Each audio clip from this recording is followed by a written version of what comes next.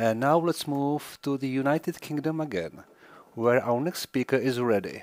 This is Dr. Neil Bindemann, a scientist and an advocate of developmental neurobiology and lifestyle-focused neuroscience.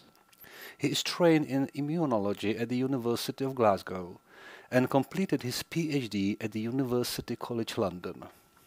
In 2015, Neil underwent life-saving neurosurgery for a tumor on his pineal gland. He describes his experience as a life reset button that inspired him to focus on the person-centered, trauma-informed approaches to emotional and mental well-being. Over the past decade, he has developed innovative tools and services designed to help individuals to rebalance their emotional health. Please join me in welcoming Dr. Neil Bindemann in our online session. Good afternoon. Hello, it's very nice to be here.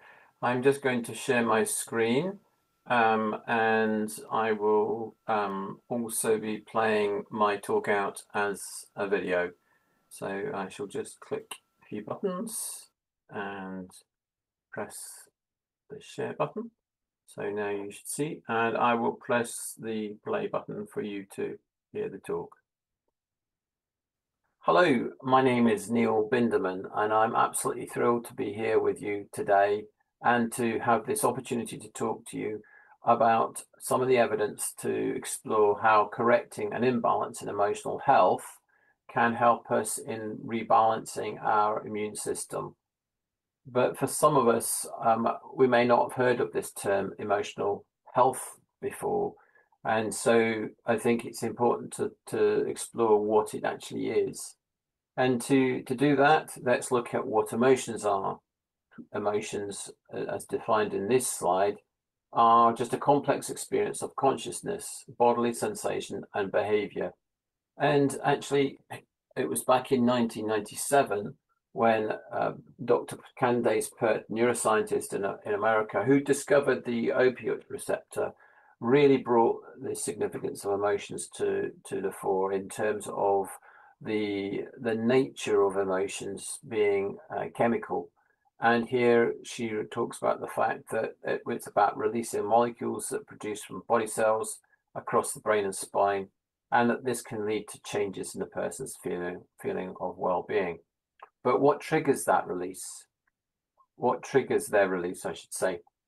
Well, that has got to come down to the experiences that we can have through our development and childhood, and also through later life, and maybe work-related experiences and other experiences that we have.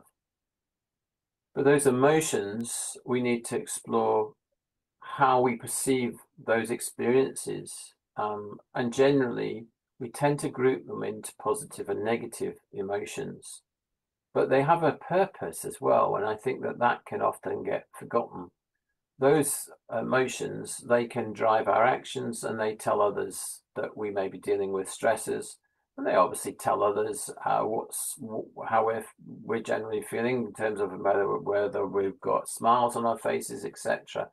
But there is something even more significant and maybe deeper, and that is there is some wisdom associated with those emotions. They're telling us that something important in our life is changing or needs attention, and therefore it's vitally important that we really do take notice of those. And if we don't take notice of those, that's when perhaps we come across problems, and that I will explore in more detail.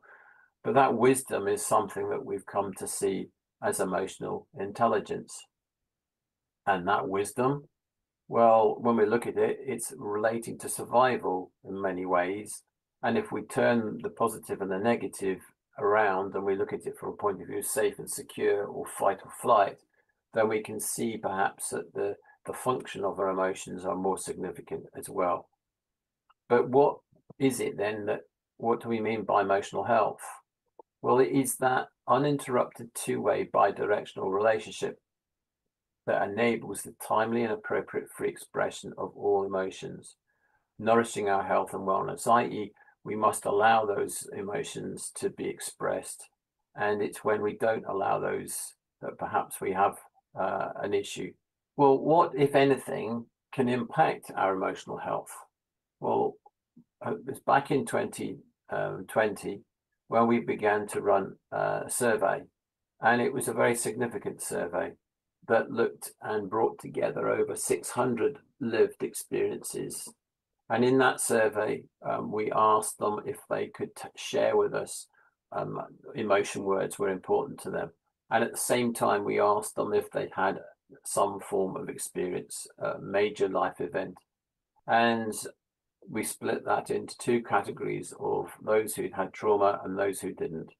And as you'll see here, the word anxious is in both of those. It's high up in the top, and that probably reflects the fact that this was done during COVID. But here you can see the significant difference between emotions of people with no trauma and those with trauma in terms of what they shared, in terms of the words that they came up for them. Now, the full emotional impact of anxiety can be shown here when we looked at people who did not express anxiety or did not select anxious as one of their emotions. Their other emotions came up quite high, quite positive. And those who mentioned anxious, obviously there was a high number of those, 454. You can see what else happened in their life and what was happening in terms of other aspects of their emotion. But what can happen in terms of the significance of trauma, in terms of unbalancing emotional health? We need to look at that from point of view, the impact of a physical trauma, perhaps through the brain and body. And that came in the shape of where I heard things going on for myself when I had a block in physical energy due to a tumor that was sitting on my pineal gland, right bang in the middle. And that was significant, but because it had blocked the cerebral spinal fluid flow. And this is actually taken from a video that was shown, it's on YouTube and on TED, showing you how during at night time, the brain washes through, and that's part of the function of the cerebral spinal fluid. So when that doesn't happen, it can have a significant impact on aspects to do with brain function and other areas. And that's exactly what happened for me. In terms of the consequences of that flow that you're seeing here, not happening, basically that tumor in my brain led to disrupted balance, impaired memory. It also had led to broken sleep and then muddled thinking. And on top of all that, I had this very significant loss of awareness of space and time. But this aspect of what's going on here with a physical block can actually be relayed, I would say, also in terms of what can happen in terms of a more non-physical block, and a block in terms of whether we're allowing our thoughts to flow or whether we're allowing our emotions to flow. And that is where I see this as a sort of disruption in the flow of our consciousness. And how does that play out? It can play out in both pain in terms of a body related pain or pain that can be connected into mind. And those two pain, the pain that from that is very much in connection with migraine and fibromyalgia.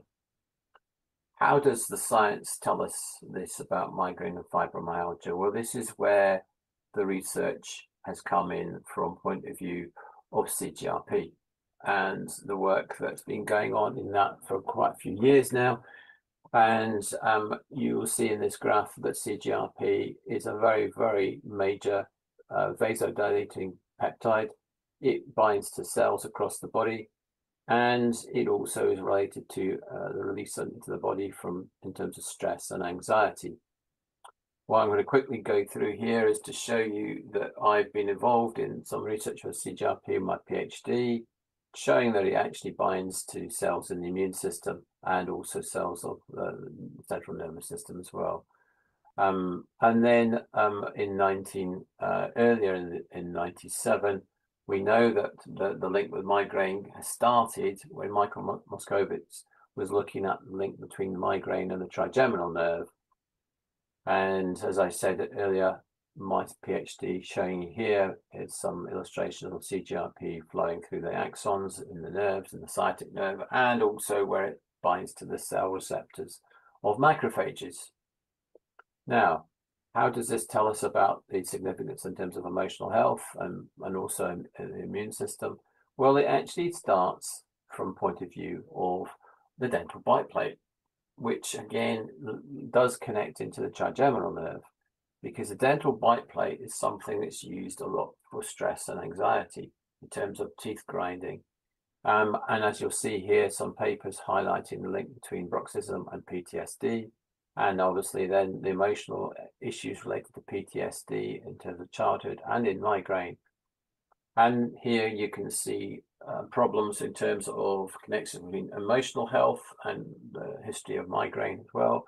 So emotional problems in terms of childhood issues, adverse childhood events, and then the risk of migraine in future life. But this was the biggest breakthrough in 21, when Peter Goadsby worked on the research that Michael Moscovitz had uncovered, and eventually through working with the pharmaceutical industry, they developed a new drug. And this is a drug that binds to CGRP. Now, the significance of all that comes in this aspect of how CGRP levels can increase in the body at the wrong times. And when something goes up, as we all know, Newton's laws, it also has to come down. So we need to get back down to that balance point. But if CGRP is getting released at certain times due to stress, etc., it's getting circulated around the body. Now, if let's say that person is not wishing to express certain emotions because, as we said earlier on, they're suppressing them, very uncomfortable, don't wish to have those, well, the tissue cells that are involved in certain emotions like anger, etc., which would involve CGRP, they are no longer able to show their receptors. And therefore, that means CGRP increases. And as that increases up, that means that we're going to see a large volume. So how do we get that CGRP to go down? Because what goes up has to come down, because we need to get that metabolic balance. So this is where we can see, for example, if it is up high and there are cells in the immune system that are actually got receptors for it, that CGRP gets metabolized away, reduced, but it binds to the mast cells, for example. It also can bind to the cells in the brain called the microglia, and that is where the link with migraine can happen as well. And as it shows you here, this study shows you connections with migraine.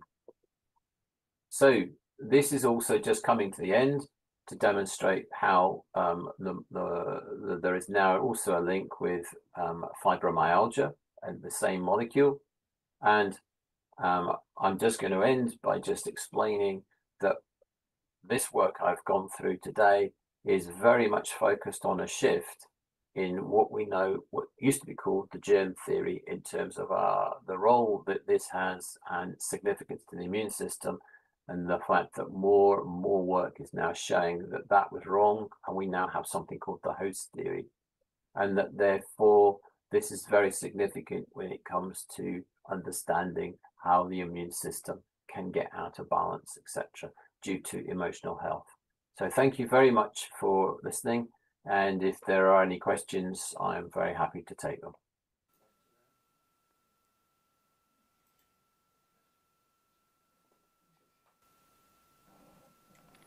Dear Neil, we thank you for sharing your presentation with us. We appreciate that very much. And for the time being, we thank you and wish you a nice day in the UK. Goodbye. Thank you very much. Bye-bye. Thank you.